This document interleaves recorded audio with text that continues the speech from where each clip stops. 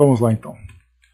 Iniciando o nosso trabalho, Sexo e Destino, nosso livro, André Luiz, o autor espiritual. Temos aqui Chico Xavier e Valdo Vieira nas psicografias. Nós estamos no capítulo 13, na segunda parte, entrando já, na reta final dessa primeira parte do nosso livro, porque termina no capítulo 14, essa parte psicografada por Valdo Vieira, e depois nós iniciamos a segunda parte, também com 14 capítulos, a partir da psicografia do Chico. Então nós já estamos nesse finalzinho já. Nós iniciamos no nosso último encontro o capítulo número 13, e nós vamos agora aqui para a segunda parte desse mesmo capítulo. E nós lembramos então que o capítulo 13 então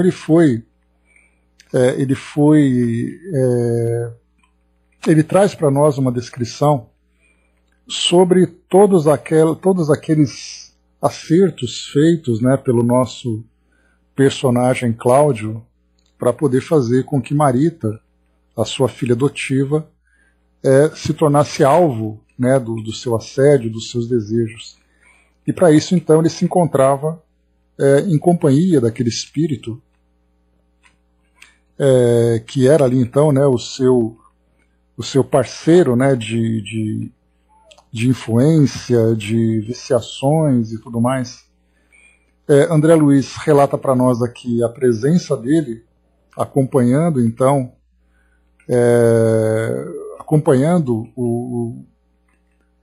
esse desenrolar dessa história. E André Luiz então ele foi até a casa de Cláudio para conversar com esse espírito, lembrando que nós tínhamos dois espíritos acompanhando Cláudio, mas um deles era fixo e o outro era ali um que aparecia de vez em quando.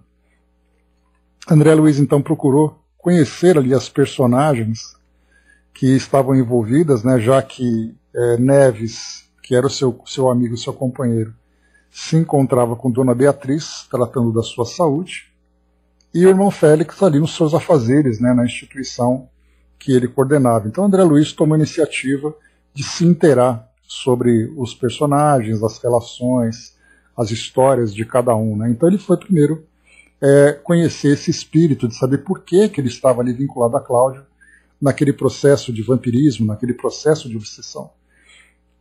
E aí então ele acabou não tendo muito sucesso, como nós vimos. O espírito se chamava Ricardo Moreira, e aí então André Luiz, no momento em que ele quis se aproximar, pedindo para que fosse permitida a entrada dele para conversar um pouco mais, ele foi então expulso por esse espírito. Depois aqui nós vimos também a situação que foi se desenrolando quando Marita, o Cláudio, recebeu ali a visita de Marita, de Crescina, que era a dona daquele estabelecimento, e contando para ele que Marita havia procurado para marcar um encontro com Gilberto, que era ali o seu então noivo. E aí, aproveitando dessa circunstância e da fidelidade de Dona Crescina, Cláudio então armou aquela situação em que Gilberto mandaria um bilhete para ela confirmando a presença. Ele não iria, quem iria era Cláudio, e aí nós vimos então que ele foi até lá, ajeitando ali a situação para que passasse despercebido, e acabou envolvendo a jovem. Nesse momento então, como nós vimos aqui, nas organizações daquela situação, nós vimos aqui então esse trecho. Fafá, que era ali o porteiro daquele local, disse compreendê-lo e participou que a menina esperada já se instalara. Marita já estava naquele local. Vira-a sozinha através da porta semicerrada. Estava sentada no leito, folheando revistas. E ante as perguntas que se acumulavam, confirmou que era a jovem, vista por ele cedinho, em conversação com a mundana. Sim, guardara-lhe o nome. Era Marita, sim. Fez-se Cláudio mais reservado e pediu um blackout, que apagasse a luz do estabelecimento todo, para que ele pudesse passar ali sorrateiramente, sem ser percebido. Aqui um pouco mais à frente, nós vimos aqui então que, já na página 148, que é aqui nós estamos agora, Deixa eu ver aqui. Só um instantinho. Só um instante, pessoal. Só pegando o trechinho aqui certo para a gente continuar. Certo, então, separaram-se os dois e quando me perdia em dolorosas conjecturas, depois daquela situação, porque nós vimos aqui, só para lembrar, que o Cláudio ele se vestiu de uma forma parecida com o Gilberto, ele usava uma peruca, ele passava um perfume, e aí então, naquela escuridão toda, Marita, acreditando estar com o Gilberto, acabou ali se deixando envolver, né? Então Cláudio a abraçou, a beijou e tudo mais.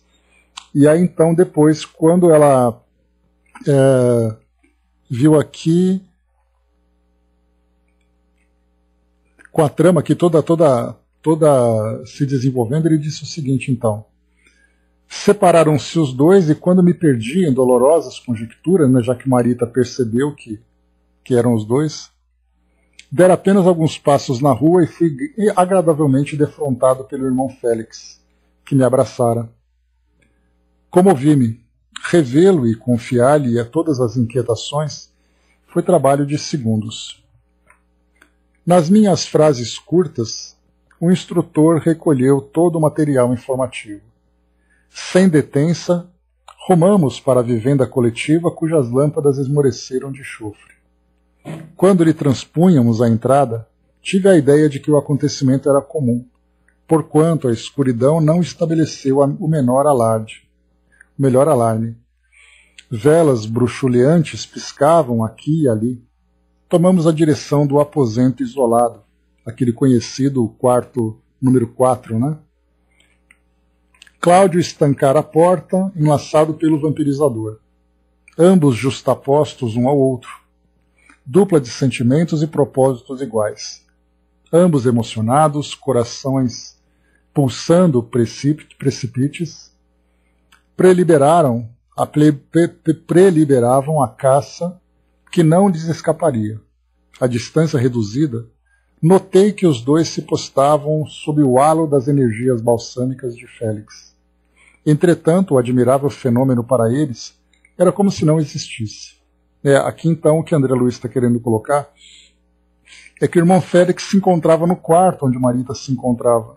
E Cláudio, então, envolvido pelo vampirizador, os dois entraram e mesmo sentindo aquele halo, né, aquele campo psíquico do irmão Félix que irradiava uma vibração mais elevada, que poderia influenciar aqueles dois, acabou nem sendo percebido. Tamanho, né, a resistência que eles apresentavam. Por isso era colocado para nós aqui, né, a distância reduzida. Notei que os dois se postavam sob o halo das energias balsâmicas de Félix. Entretanto, o admirável fenômeno para eles era como se não existisse.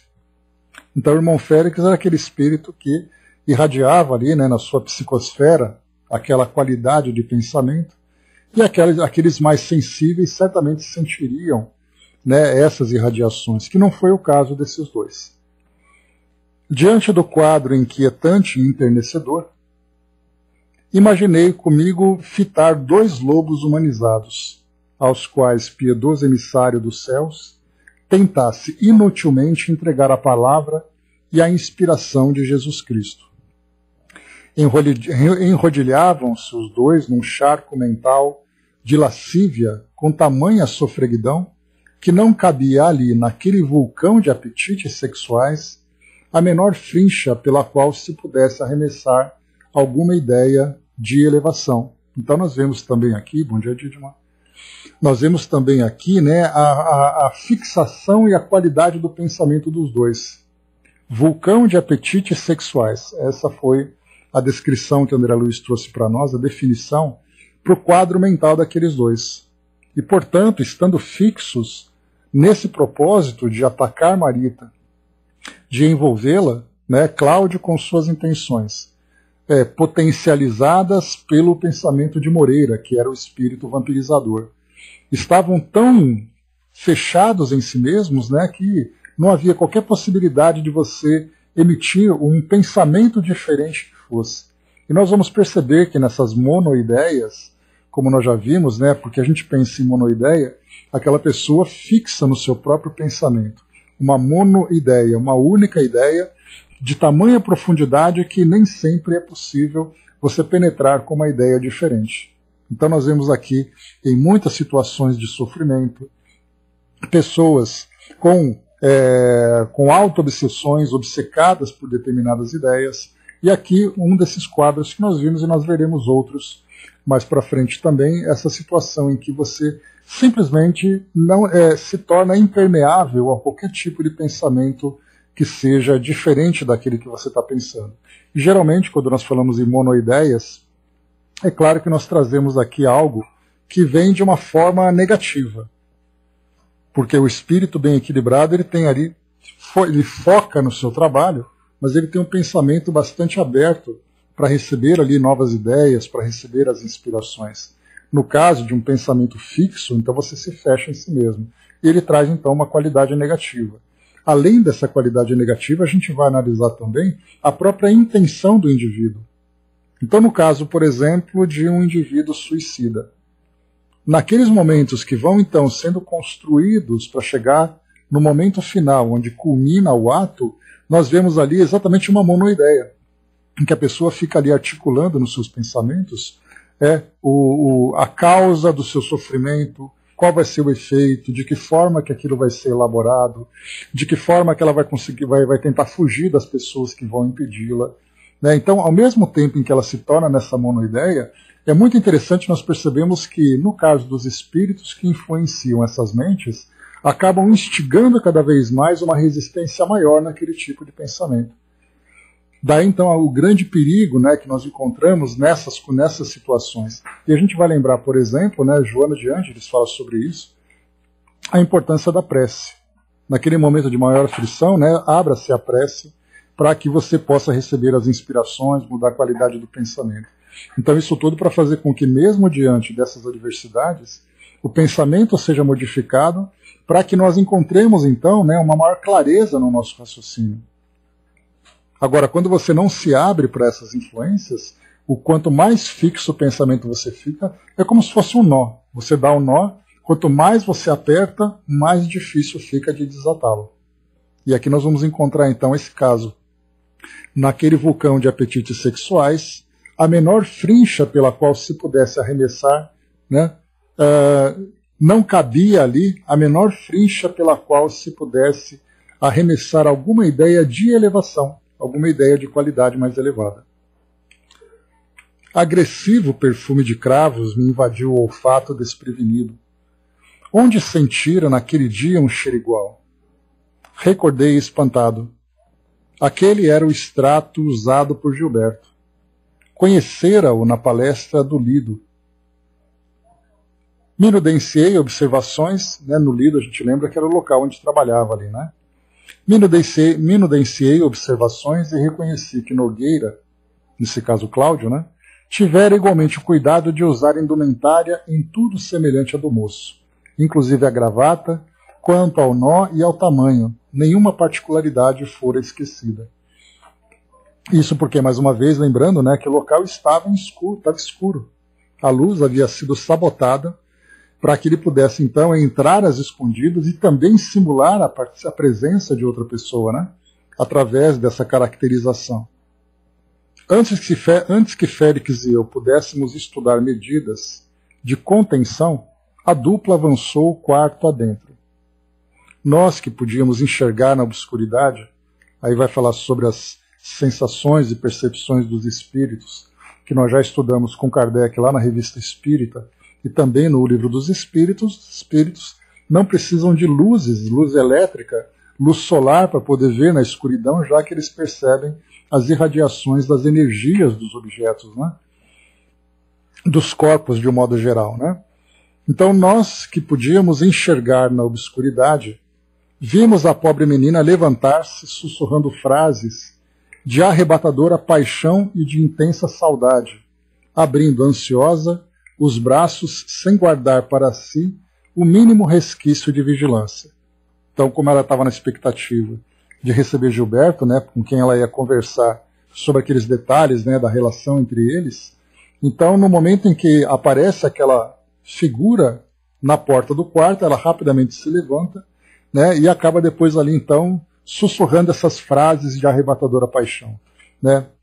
Ou seja, né, aquelas declarações de amor naquele momento em que ele aparecia, só que para a pessoa errada, né?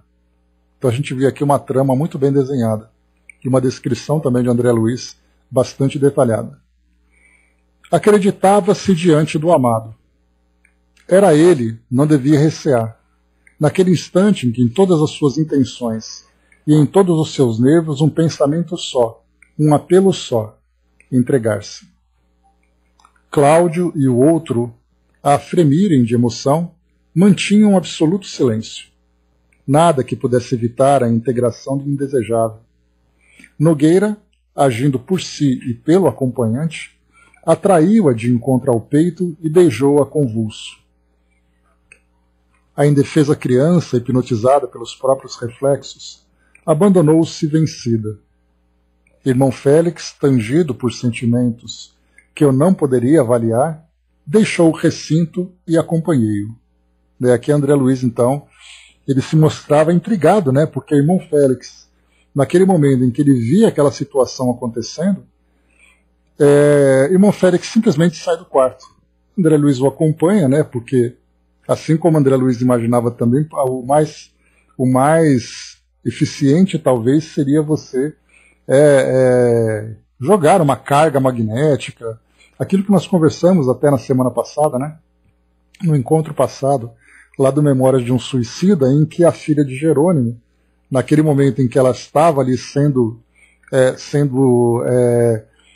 tomada, né, por um homem que acabaria envolvendo-a naquela ideia da prostituição que a própria mãe havia criado, naquele choque magnético que ela tomou, ela desmaiou, fazendo com que pessoas chamassem médicos e toda aquela situação fosse modificada, né? Então aqui a nossa imaginação segue por esse mesmo caminho, né? Por que eles não fizeram nada?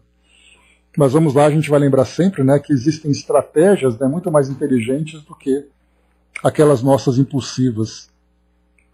Mas vamos lá. Atingindo o degrau externo da porta de entrada, vi que o benfeitor, transido, se deteve de olhos fixos no céu. Quanto a mim, conturbado, não me sentia capaz de articular uma prece.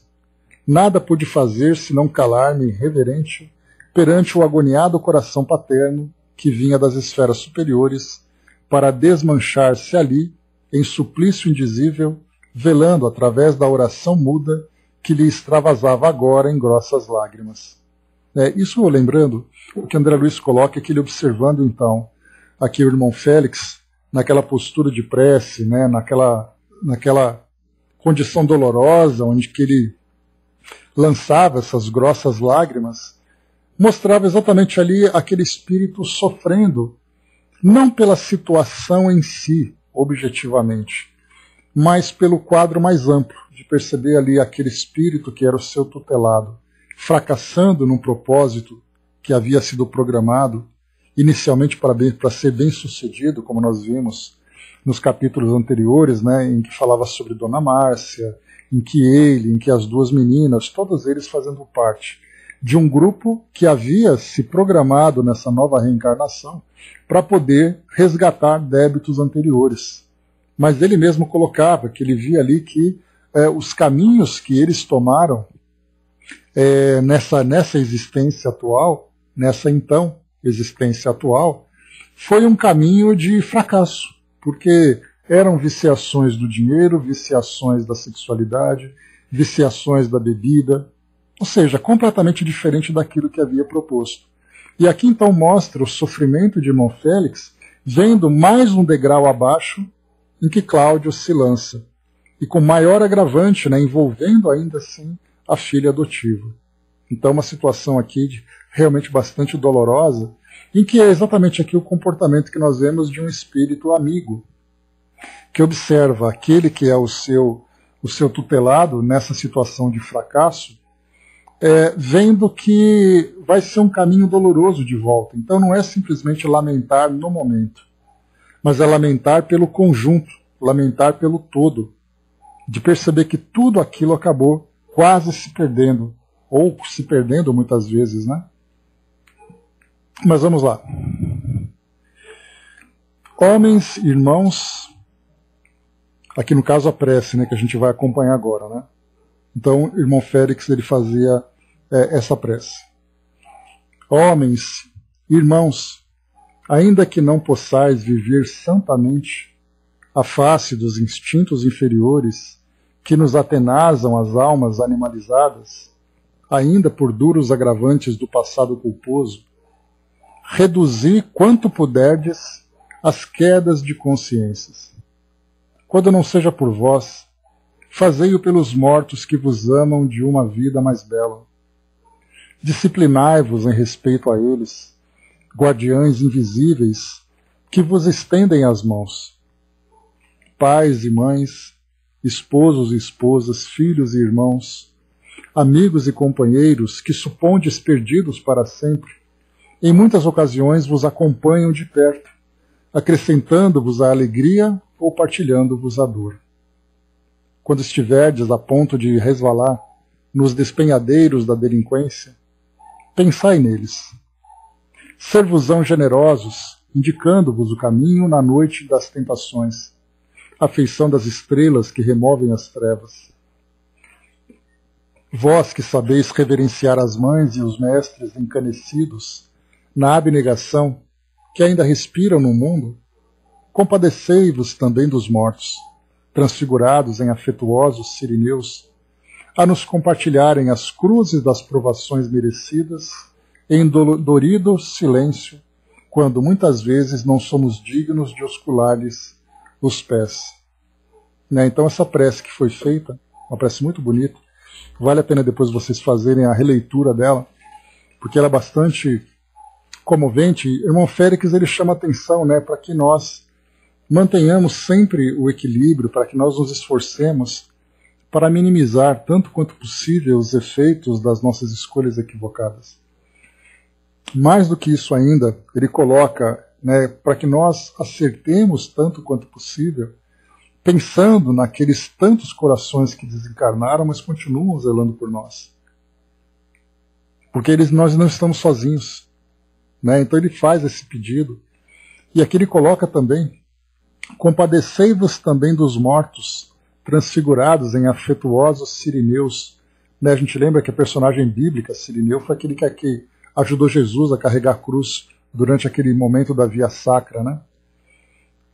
A nos compartilharem as cruzes das provações merecidas, em dorido silêncio, quando muitas vezes não somos dignos de ocular-lhes os pés. Diante de Félix, em pranto amargo, meu coração imperfeito e pobre passou então a recorrer ao Evangelho, e confortei-me a lembrar de Jesus, o Divino Mestre, lembrar que Jesus, o Divino Mestre, fora também amigo sensível e carinhoso ao chorar um dia na terra ante Lázaro morto. Decorridos quase 20 minutos de expectação, a luz reapareceu e ouviu-se um grito agoniado, em que o espanto e a dor se mesclavam com um terrível acento. Marita, com a rapidez de uma corça dilacerada, saltou à janela em sentido oposto e disparou em desalinho. Antes, porém, que nos fosse possível esboçar qualquer socorro, alguém chegou apressadamente e abordou a porta do solitário aposento, espancando-a com fúria. Esse alguém era Dona Márcia. Nogueira, assistido pelo amigo desencarnado, recompôs-se num átimo e, ao esbarrar com a esposa, fez um risinho ridicularizador, exclamando mordaz: era só o que faltava. Você também, aqui? Dona Marta, que costumava entreter-se no pôquer, junto das amigas, não longe da pensão de Crescina, com quem mantinha relações de amizade, fora imediatamente informada por ela quanto à chegada do marido, com as observações de que ele talvez entrasse em rixa acirrada com os jovens. Né? Então, por isso, porque ela não sabia que o Gilberto, então, não estaria lá, porque a princípio ela simplesmente entregou o bilhete.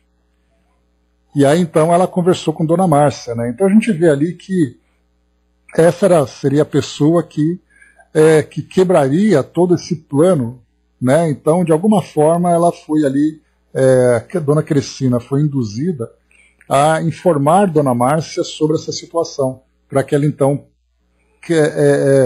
praticasse esse flagrante, né? E continua. O porteiro, receando complicações, aviara-se diligente, comunicando à patroa quanto sabia. E a patroa, a seu turno, julgando que a moça e Gilberto estivessem reunidos, não hesitara em invocar a presença da amiga no intuito de conjurar possíveis desastres. Né? Então, a Dona Crescina, que era aqui a proprietária, ela avisou então Dona Márcia porque imaginava que o próprio Cláudio entraria naquele quarto e criaria um problema com os dois jovens, e não que ele fosse o principal articulador daquela trama toda para envolver a filha adotiva. A senhora Nogueira, aqui no caso Dona Márcia, ao chegar inquieta, vira a filha adotiva que debandava e, entopando o marido desapontado, saindo a sós, entendeu num relance tudo o que se passava. Canalha, bradou indignada, eu não acreditei nessa menina infeliz, e eu poderia ter evitado.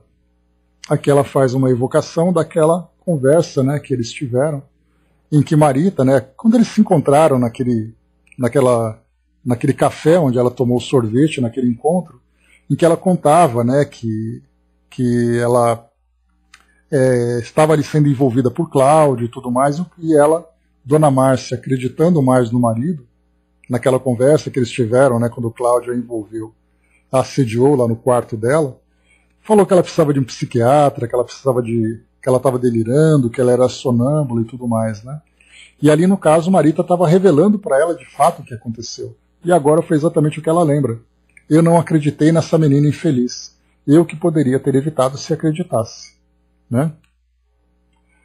Aqui é interessante, né, a gente vê assim, a forma como André Luiz relata para nós esse fato. Ele é praticamente um roteiro de um filme, um roteiro de uma novela, né? Que vai trazendo para nós, a gente vai lendo e vai observando os cômodos, observando as personagens, vendo ali as situações que vão se formando, né? Então é praticamente ali um texto pronto aqui, né? Um roteiro pronto. E a voz da recém-chegada assumiu dolorosa inflexão. Como é que você não pensou? Disse aqui a esposa. Tenho comigo todos os papéis de Aracélia, todos os seus bilhetes. Aracélia, mãe de Marita, né, que era a empregada que havia cometido suicídio lá no começo da história. Ela nunca esteve com outro homem a não ser você mesmo. Você nunca soube da última carta em que ela me entregava a menina, dizendo que preferia morrer para que eu fosse feliz. A memória dessa moça pobre e leal é a única coisa boa que eu tenho no coração. O resto você destruiu. Ah, Cláudio, Cláudio, a que baixeza descemos nós. Louco, você ultrajou sua própria filha. Né? Então aqui vem a grande virada. Ele apoiou-se cambaleante na porta, como fulminado por um raio. Dona Márcia prorrompera em soluços. Entretanto, de nossa parte, era forçoso sair. Então, na verdade, né, Cláudio havia engravidado Aracélia, que era a moça que trabalhava na residência. Marita nasceu, então, como filha dele, né, só que acreditavam que era filha adotiva. E ele, então, havia envolvido a própria filha nessa situação. E aqui a gente vê, então, uma trama, né, olhando da perspectiva espiritual agora, dentro do planejamento reencarnatório desses espíritos, vieram como pais e filhos exatamente para que pudessem reconfigurar os sentimentos que uns tinham pelos outros, que um tinha pelo outro. Então, se por acaso no passado havia uma relação afetiva entre homem e mulher, por exemplo, vieram agora como pais e filhos exatamente para que pudessem, através ali de toda a convivência, do cuidado paterno junto da filha, para que pudesse desenvolver aquele amor paternal de fato, para que essa trajetória eles pudessem então modificar esses sentimentos. Ela vendo-o como pai, embora nós lembramos, né, como a gente já estudou sobre isso. Inclusive nós vimos lá no livro Chico Xavier Pede Licença, que nós estudamos sobre aqueles transtornos, né? No caso ali, por exemplo, dos complexos, que foi mencionado por Emmanuel e depois comentado por Herculano Pires, que falava sobre o complexo de Édipo, complexo de Eletra. Aqui nesse caso, Marita, ela tinha ali, né, um carinho paterno mesmo, né, um carinho de filha mesmo por Cláudio. E ela não, então, desenvolvia esses complexos. Mas quantas são as crianças que trazem de existências anteriores, revivendo, então, agora com essa nova configuração familiar, ainda os resquícios daqueles sentimentos do passado.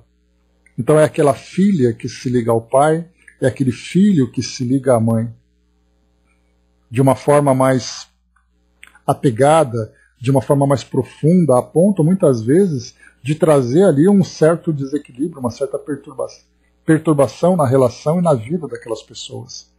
Aqui nesse caso, embora a Marita tenha um sentimento diferente pelo pai, o pai mantinha ainda essa atração pela filha. E isso se tornou muito mais fácil, entre aspas, porque a gente poderia colocar em 3 situações.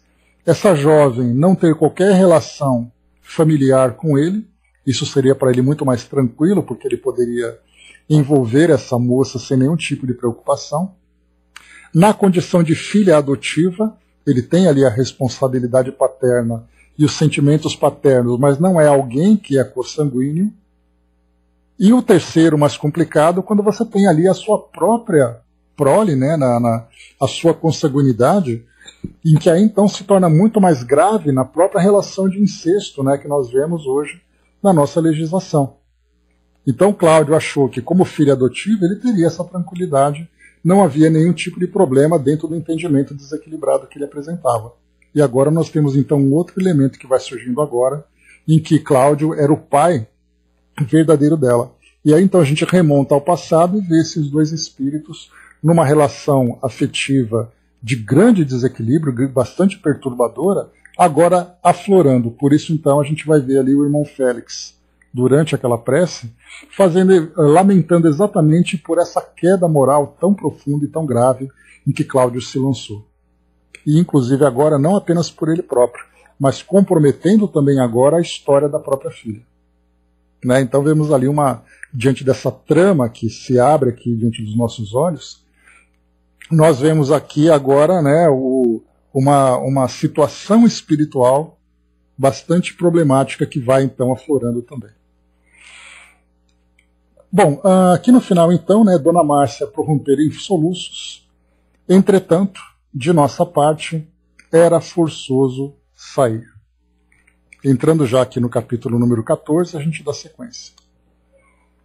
Adiantamo-nos, Félix e eu, ao encontro da jovem. Então agora o nosso foco é Marita, né, porque enquanto Cláudio, cambaleante e chocado, né, como que fulminado por um raio, como André Luiz traz para nós, vai ali agora colher os efeitos daquela atitude com essa revelação.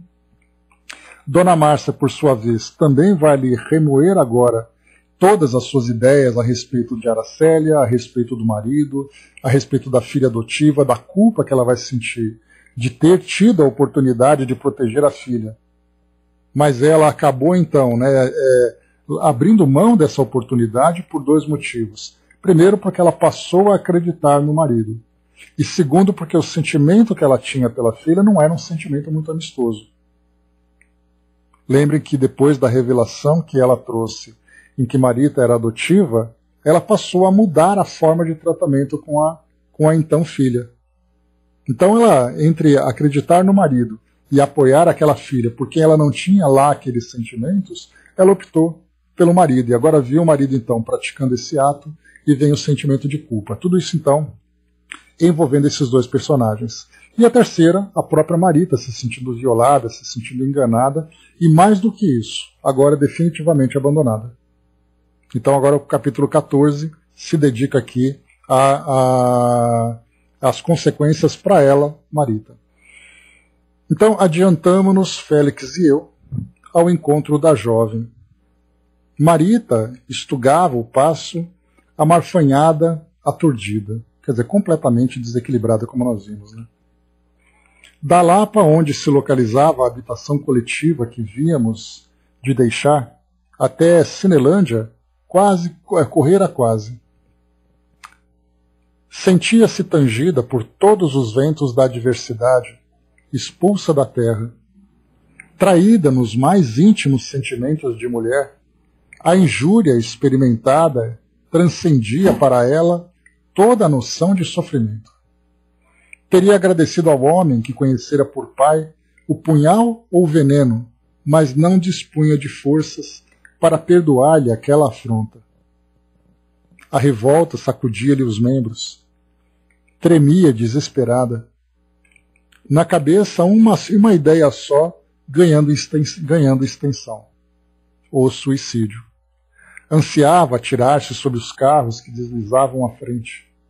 Morrer, desaparecer, meditava chorando. Entretanto, era preciso viver um tanto mais. Restava um enigma. Gilberto, por que se esquivara a substituir-se cruel? Que trama teria havido entre eles? Lera-lhe a missiva, conhecera-lhe a letra, escrevera afirmando vir. Por que desistira? Como soubera Cláudio do encontro? Através de Crecina? As interrogações sem resposta convulsionavam-na toda. Desvairava, rangia os dentes, querendo gemer. Morte, a morte, pedia mentalmente, tentando apertar os lábios que se abriam sem voz. Bom, aqui então, bom dia, abraço. Aqui então nós temos uma outra situação, como eu comentei com vocês no capítulo anterior a respeito da monoideia. Se Cláudio e Moreira, o encarnado e o obsessor, estavam com os pensamentos fixos naquela ideia da sexualidade dentro daquela trama, e se tornando então ambos refratários a qualquer tipo de ideia diferente daquele objetivo que eles alimentavam, nós vemos aqui agora Marita na mesma condição, em que ela também se fecha dentro de si, alimentando então todas as ideias em torno da frustração, do abandono, da ideia do suicídio, do porquê dela ter sido abandonada por Gilberto, que era o seu grande amado. Então nós vemos assim que essa situação, enquanto nós olhamos de fora, né, porque é muito interessante a gente, nesse sentido de observar o cenário à nossa volta, nós vemos pessoas transitando de cima para baixo, indo de um lado para outro. Mas interiormente nós temos então ali aquele universo escondido em que as pessoas estão ali alimentando suas próprias ideias.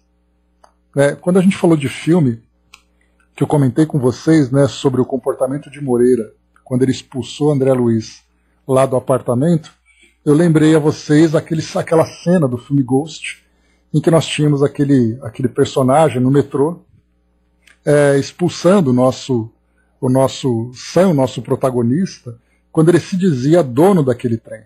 Aquela mesma violência que depois ele acabou cedendo um pouco, né, embora ele acabou depois se sentindo acusado e acuado e acabou fugindo. E agora a gente tem um outro filme que lembra também essa mesma situação aqui dos pensamentos que nós alimentamos, que é o filme Cidade dos Anjos. Logo no começo, né, a gente viu os anjos junto das pessoas. Então, nos trens, na biblioteca, na torre de controle de um aeroporto, sentado numa praça. Então, ali aqueles espíritos, né, que se mostravam como anjos, se conectavam mentalmente com as pessoas, ouvindo o que elas estavam falando. E aí então mostrava ali uma moça sentada no trem, pensando, não, mas por que ele fez isso? Eu tinha que fazer tal coisa. Então é como se ela tivesse distraído. E o que é a distração? Nada mais é do que uma condição de monoideia. Ainda que não tão profunda, você não estava ali obcecada por aquela ideia. Mas a nossa monoideia é quando a gente foca numa situação.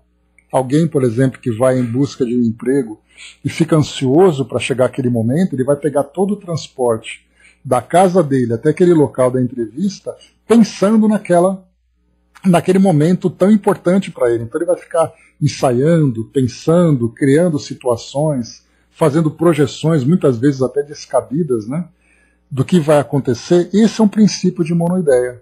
E nesse filme Cidade dos Anjos mostrava então os anjos acompanhando as pessoas, pensando nas suas situações. E é então o que vai diferenciar algo que é saudável quando nós nos concentramos em determinados assuntos e algo que se torna nocivo quando nós nos aprofundamos numa determinada ideia obcecada, é exatamente ali então o grau, é a diferença que nós vamos ter, né, da nossa monoideia. Porque eu posso estar concentrado, mas estou atento ao que acontece à minha volta. Eu não deixo de ter as minhas responsabilidades, os meus compromissos. Então surge a ansiedade, surge ali aquele nervosismo, aquela preocupação, mas nós estamos ali lidando com as coisas de uma forma tranquila, de uma forma natural. Vem então ali o estado patológico, quando então essa monoideia se torna uma auto-obsessão. Né, que é bem interessante a gente ver isso, porque na teoria, nós vemos isso na teoria, e na prática é preciso que nós nos observemos. Naquela situação em que surge aquela grande preocupação, naquele momento em que nós percebemos ali que nós estamos nos deixando envolver por esses pensamentos, né, de auto-obsessão, que nós nos abramos então através da prece, que nós então permitamos que as ideias cheguem até nós. E isso virá exatamente através do momento em que nós pedimos ajuda. Porque se nós ficarmos fechados, certamente, mesmo com todo o esforço daqueles espíritos que estão próximos, né, nós nos tornaremos então impermeáveis a essas ideias.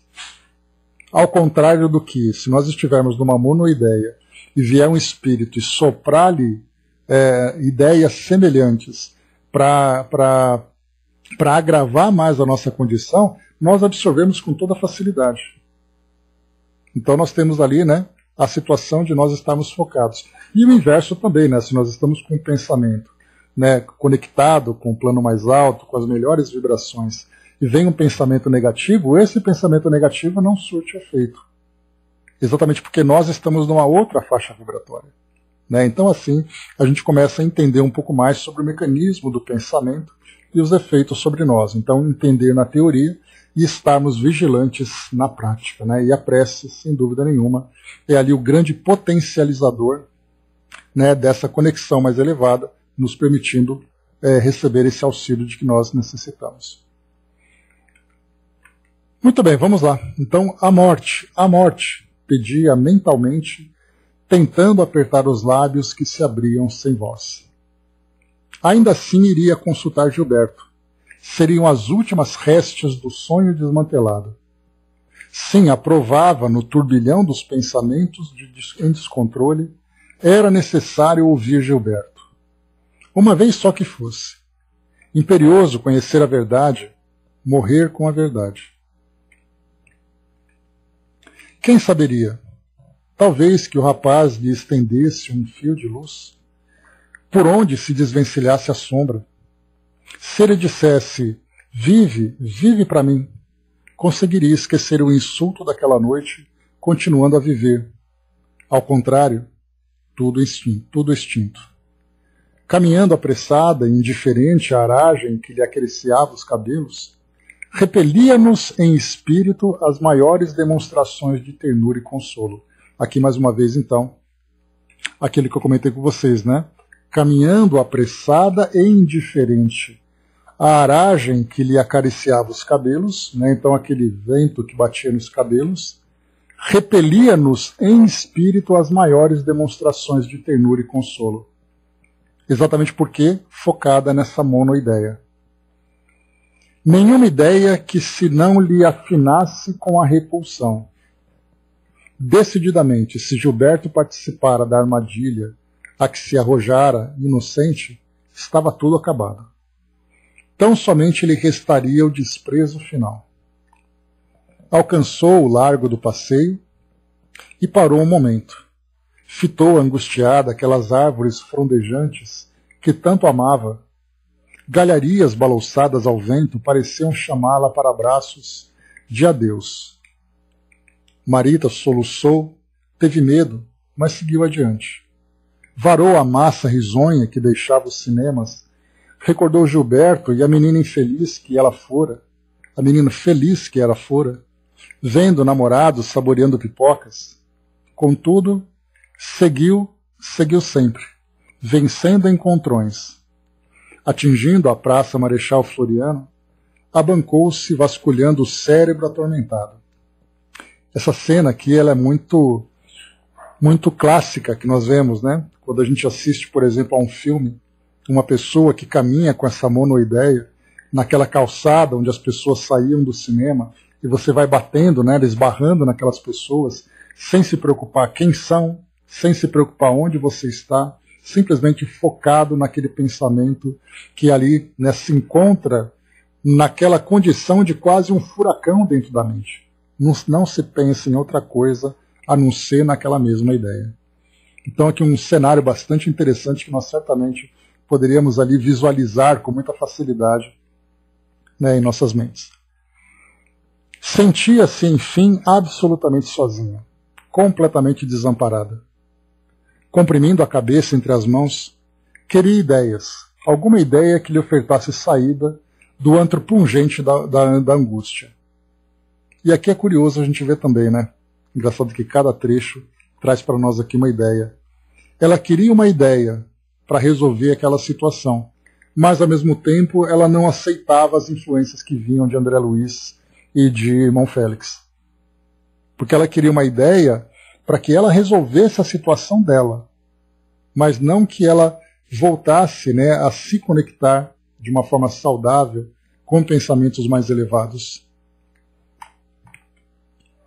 Debalde, inutilmente, né, Irmão Félix, ao enlaçá-la, lhe soprava conceitos de paciência e cordura. Inutilmente se referia à bondade e ao perdão. Aquele coração juvenil, conquanto bondoso, figurava-se agora um lago límpido de vulcão oculto, de inesperado, fazia referver. Todas as orlas abertas em bocas de incêndio, pelas quais as ondas do pensamento fugiam precipitadas. Nenhum lugar exposto à receptividade, nenhum ponto marcado ao equilíbrio e ao silêncio. Vejam o quadro, então, que André Luiz apresenta para nós aqui, né? No crânio tumultuado, uma ideia surgiu, ensejando-lhe tênue fio de esperança. Telefonar. Poderia telefonar para a residência dos Torres. No caso aqui, né, na casa de Neves, lá onde Dona Beatriz se encontrava, né, aguardando ali, né? Gilberto, indubitavelmente, estaria ao pé da genitora enferma. Além disso, Marina viajara pela manhã. Lembrando que Marina, a irmã, tinha ido para Teresópolis, né, resolver uma coisa de trabalho. Então, já que Gilberto e Marina tinham se encontrado, que ela flagrou ali, né, alguns dias antes. Marina viajando, portanto Gilberto, o único lugar que ele poderia estar era junto da mãe. Né? Bom dia, Osmar. Uma razão a mais para que se não retirasse do carinho necessário à doente. Ainda assim, refletiu, sentia muito provável que ele, à distância, lhe embaísse a boa-fé. Insopitável desconfiança amargava-lhe o coração, qual raiz espinhosa. Não descortinava, contudo, saída melhor. Conversar. Ouvi-lo. Tinha sede da verdade, ansiava saber. Raciocínios contundentes entrechocavam-se-lhe na cabeça, atribulada. Não retornaria ao lar do Flamengo. Entre voltar à casa dos Nogueiras e morrer, preferia morrer. Aqui então nós vamos encontrar qual era a condição dela com relação à casa onde ela morava com os pais adotivos. A irmã não se encontrava em casa e, ainda que se encontrasse, não faria diferença nenhuma, porque a relação entre elas já era uma relação distante e até mesmo tanto agressiva, já que ela era sempre humilhada pela irmã. A mãe, que a flagrou nessa condição e também não depositava nela qualquer tipo de carinho, né? O pai, que agora tinha criado essa situação. Quer dizer, para onde ela iria? Qual era o destino dela? Diante daquela condição, a única ideia que passava pela cabeça dela era simplesmente dar fim a tudo, porque a vida dela perdeu completamente ali as referências que ela precisava. Perscrutou circunstâncias, analisou, meditou. Né? A cabeça dela ali funcionando, as engrenagens ali trabalhando intensamente. Pensamento estranho assomou-lhe de súbito. Disfarçar-se, fingir. Para alcançar a verdade, mentiria.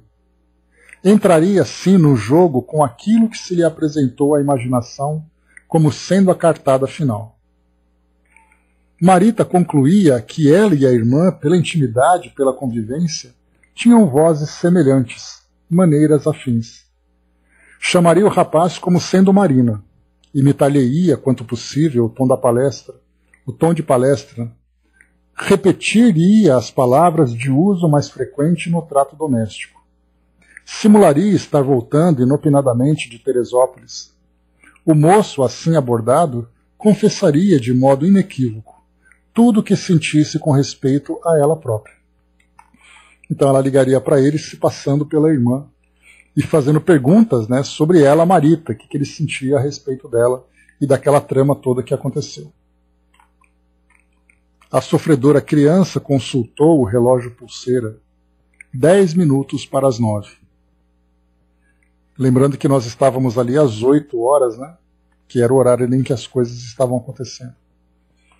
Desejava ambiente familiar para a ligação. Lembrou-se de Dona Cora, cliente da loja em Copacabana, que se lhe fizera amiga íntima e em cujo apartamento costumava telefonar quando inevitável.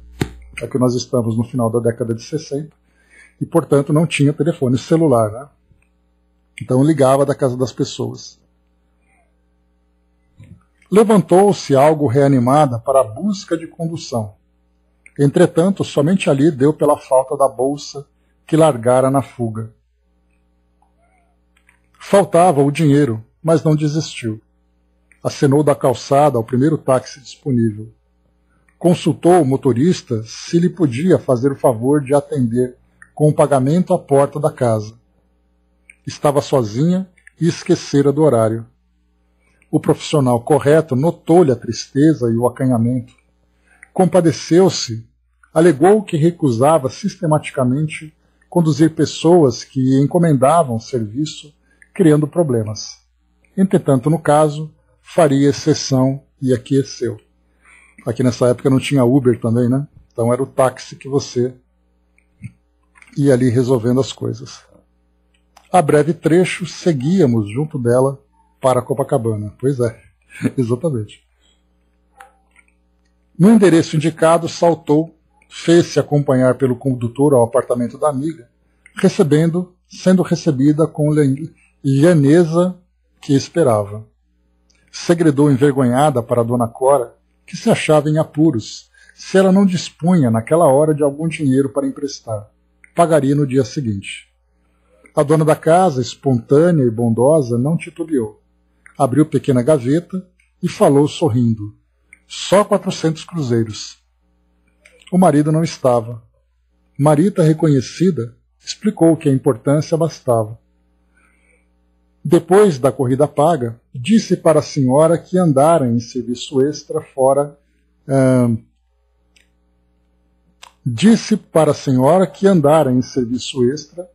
Fora em seguida ao Leblon visitar um doente, afetando que somente naquele instante conseguiria tomar o ônibus para casa. Antes disso, porém, tinha necessidade de um telefonema. Conversação com pessoa muito íntima. Dona Cora cedeu-lhe a peça inteira e acrescentou gentil que ia arranjar um cafezinho. Falasse à vontade, ninguém a interromperia. As duas filhinhas dormiam há muito e o esposo, que substituía um colega no trabalho, não regressaria tão cedo. A dona da casa afastou-se para a cozinha, isolando a sala.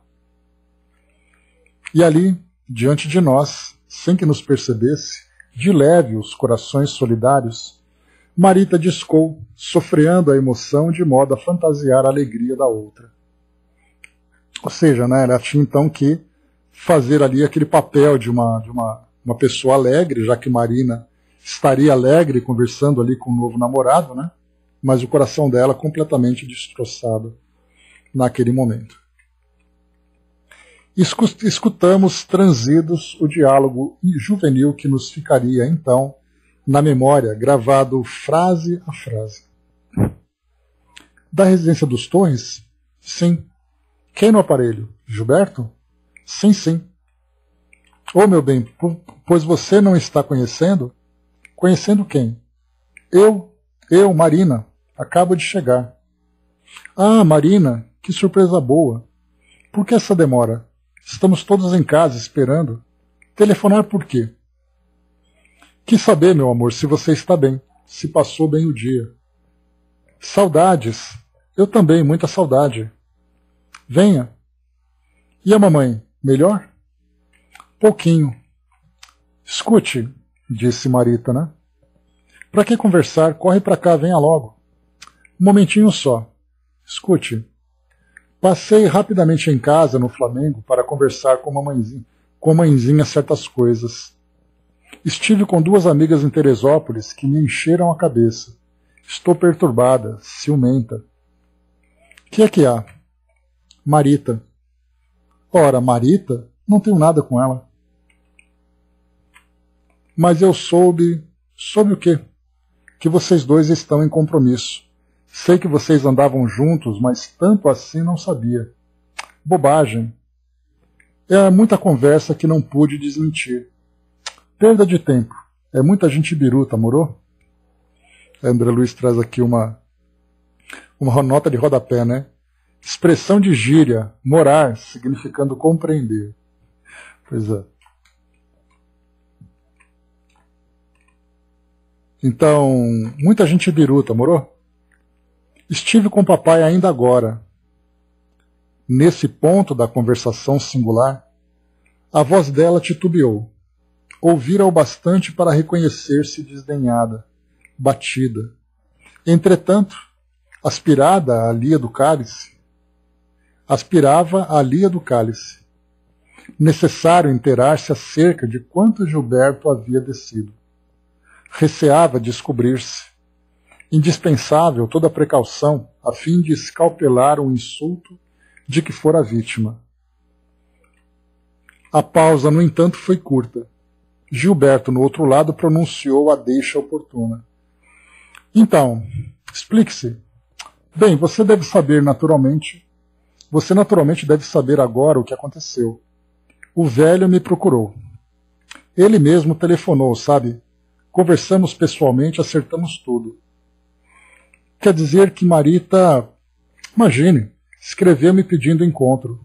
O velho soube de tudo antes e me pediu para dizer que iria, mas que eu não fosse, entende? No fim das contas, como é que você se arranjou? Disse ela. Escrevi um bilhete prometendo vê-la, mas combinei com o velho para que ele mesmo fosse buscá-la. Ele mesmo é quem propôs a solução. Você sabe, não podia deixar de atendê-lo. Primeira vez.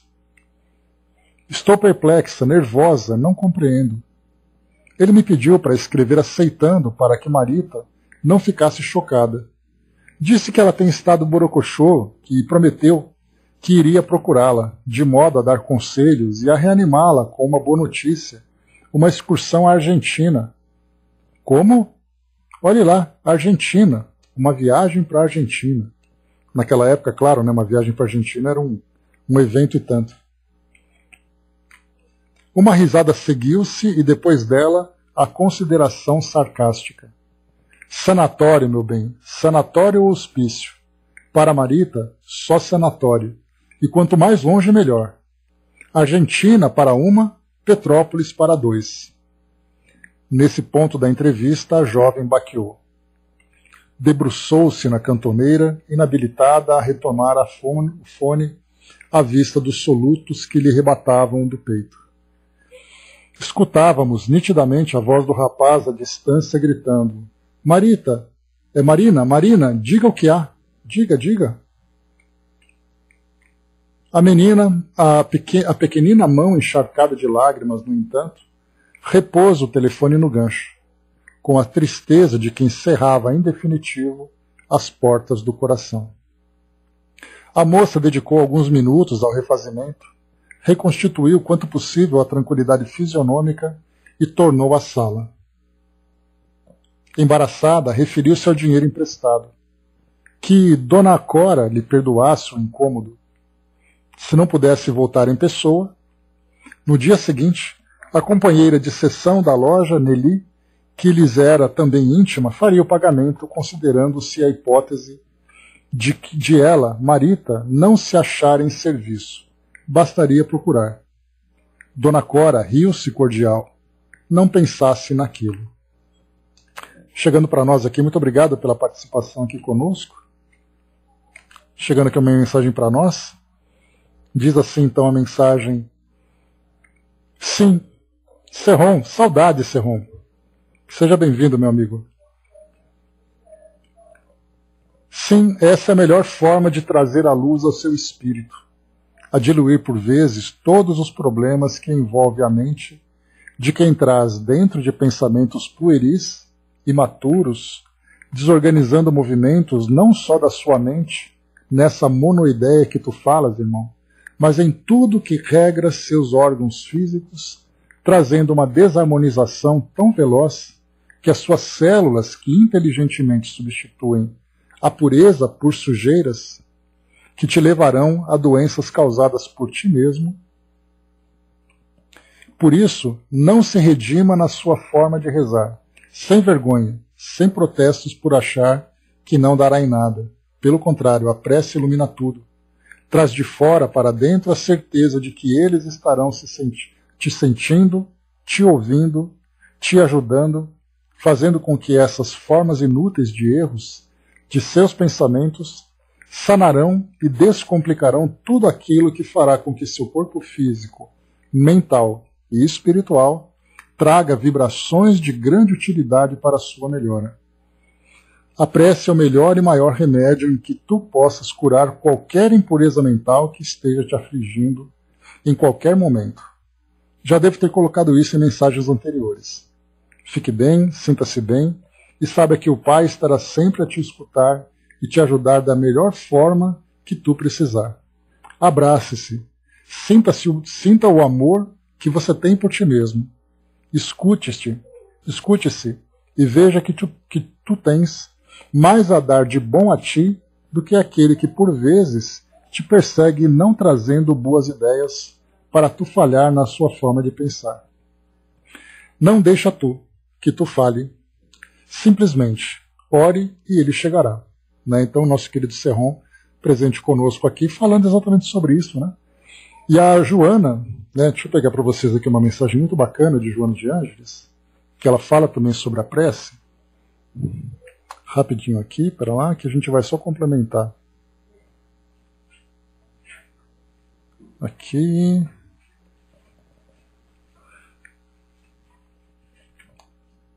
Deixa eu ver aqui. Só um instantinho, quer ver?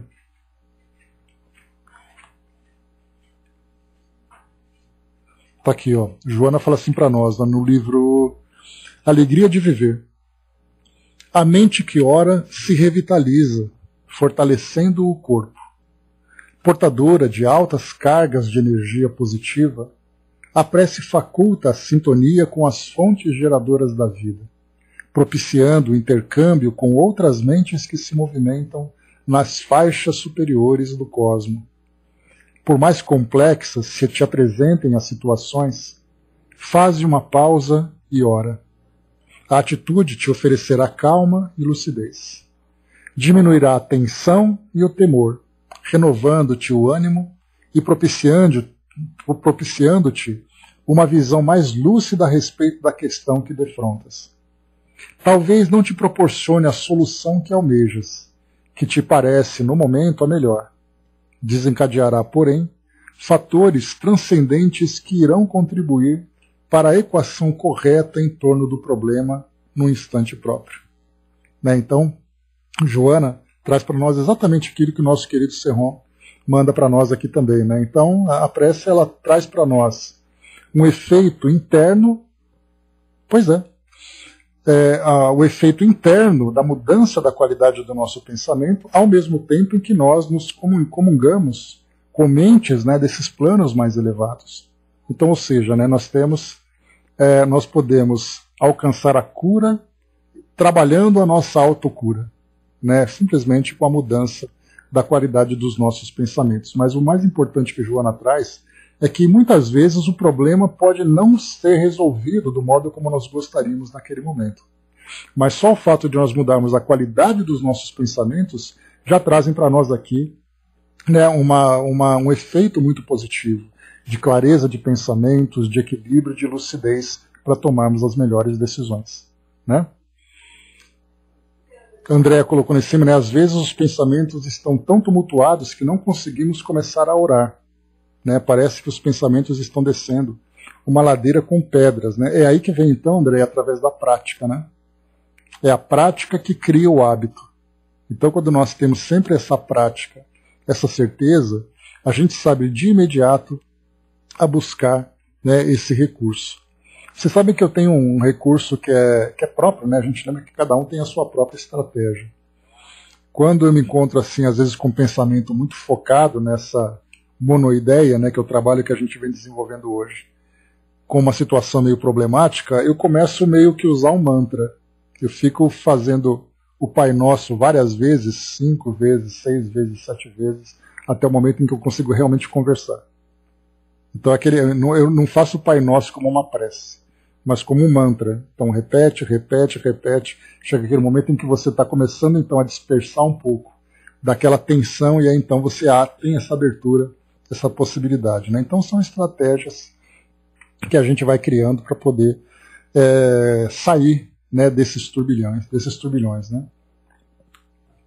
Ferron traz para nós, né, se não consegues orar, segure o Evangelho, pois ele estará contigo. Né? Então, se a gente não consegue fazer uma prece, fazer uma leitura, né, abraçar o Evangelho ali, que está tudo bem direcionado para todos nós. Né? Isso é muito importante. Né? Obrigado, Ferron. Pois é, terço, né? Terço, prece, ouvir música. O importante é nós termos estratégias, cada um tem a sua. Mas a gente lembra que o objetivo acaba sendo o mesmo. Também, né, Marion? Então, assim, o objetivo é esse, a gente retomar o equilíbrio. Cada um faz aquilo da melhor forma.